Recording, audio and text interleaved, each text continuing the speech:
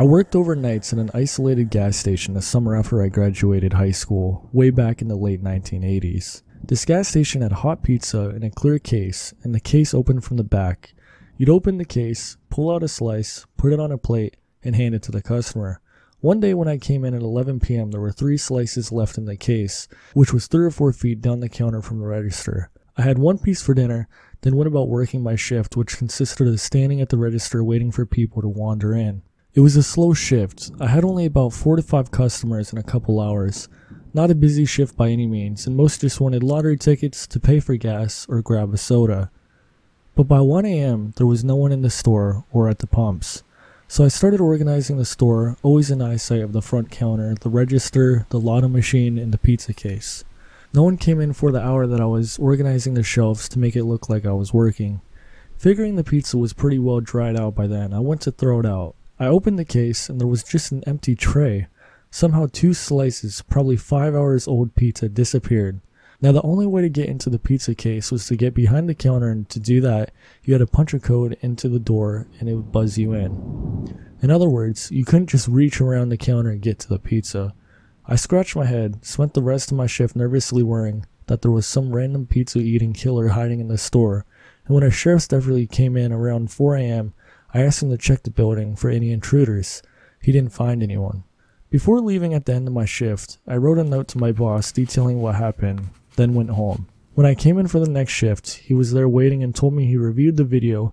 There were cameras aimed at the front counter, door, and over the store, and played it back for me. It showed me ringing up a customer, then going and organizing the shelves. Meanwhile, on the front counter camera, a couple of minutes after I left the counter area, the camera got shaky, then went to static for 30 seconds or so. When it came back on, the pizza was no longer in the case. I know this story is a little bit hard to believe, but there really is no explanation. I had my eye on the counter when I was stocking the shelves, and nobody came in for the whole hour that I was stocking. It never happened again while I was working there, which was for another 6 months or so, and we never did figure out what happened.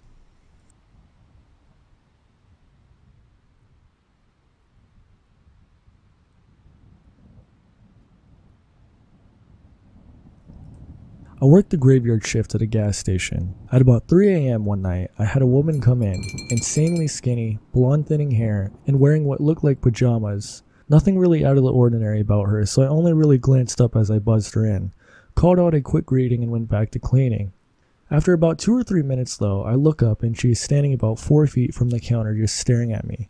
Completely blank, unwavering kind of stare. It startled me a little and I asked her if I could help her with anything. But she didn't reply and just continued to stare. She eventually began looking around the store, but she didn't take her eyes off me the entire time, even walking backwards at some point so she wouldn't break eye contact. After she grabbed some things, she comes back to the counter, still staring but also muttering something under her breath. It was really hard to hear what she was saying, but I managed to make out a brand of smokes after getting her to repeat it several times. I get them from her, scan all her things, and she pays. Eyes still locked on me and showing no emotion at all. It was getting pretty unnerving at this point, and I was looking forward to getting her out of the door. As I'm handing over her change though, she suddenly smiles, which would ease the tension if she didn't also start to laugh. It was a really raspy laugh, kind of a cross between the croaky noise a grudge makes and a typical witch's laugh. Kind of a cackle, I guess. I tried not to react too much, and I told her to have a good night and take a few steps back from the counter. We were both kind of frozen, her laughing and me having no idea what to do.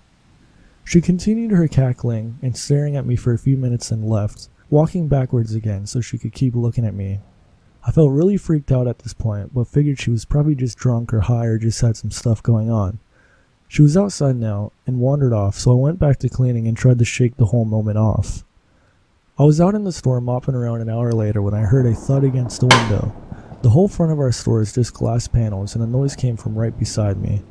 I looked up and this damn woman is back. Her hand is pushed up against the window and she's laughing again. I could hear it as I was close to the door. I must have really jumped at the sight of her because she really seemed to get a kick of it and laughing even more and smacking her hand on the window repeatedly. I said screw the mopping and went back behind the counter. I ended up staying in the back room where all our security screens are and waiting for her to leave. It took about 45 minutes for her to clear off, the whole time just banging on the window and I assume still laughing. I'm really glad our doors are locked overnight because I wouldn't have liked to be on the same side of the counter as her. I'm not sure what her deal was, and I doubt she posed any real threat, but dang, it really freaked me out. I've seen her a few times since then, just wandering past the footpath outside, but she has never came in. Although nothing really happened to me during this, it really just freaked me out. Dealing with somebody that is laughing and cackling at you at 3 a.m. is really freaky.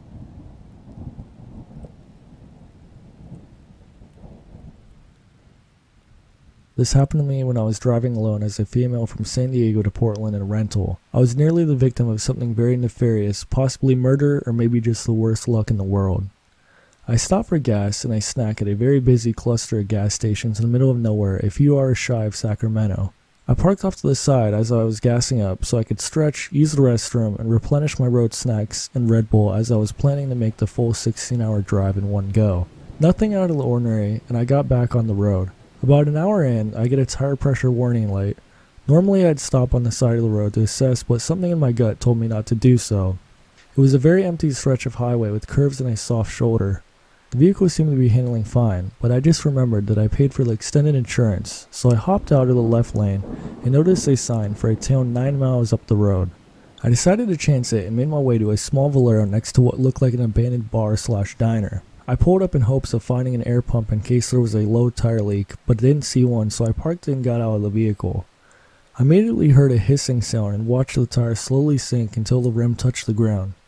Inconvenient, but I figured a rental SUV would have a full-size spare. So I checked the trunk, and of course there was just one of those small little donut tires. I got on the phone with Enterprise, and they said they could send someone to put on the spare in about an hour.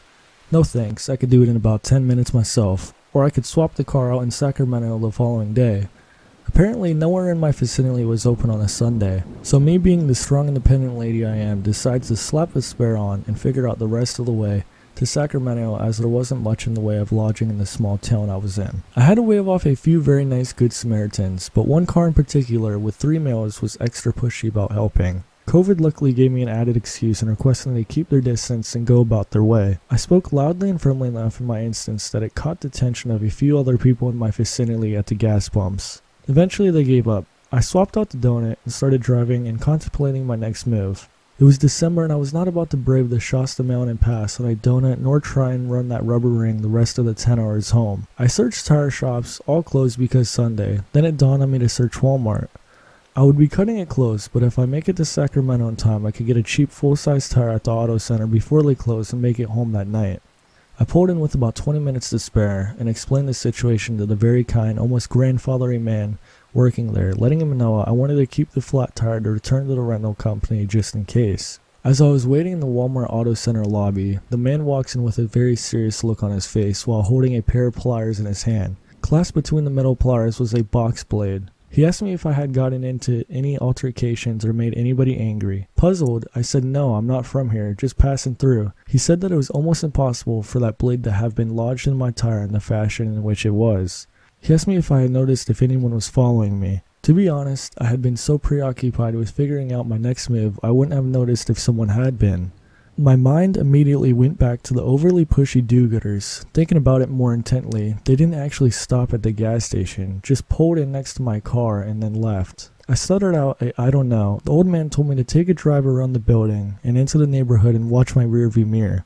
If I saw anything fishy, to pull right back up to the mechanic bay, honk, and they would come out and wait with me in case I needed to contact the authorities. He explained to me that this is an all too common ploy used on that stretch of the highway. Insert the blade just enough to get people to break down on the deserted stretches in between the small towns. I thanked him profusely and got back into my rental. Luckily, after a few erratic lefts and rights, nothing seemed out of the ordinary, so I looped back on the highway and pressed on to the night. The dark, desolate highway loomed in a more threatening manner as every nerve in my body was on high alert, but ultimately I made it home safely.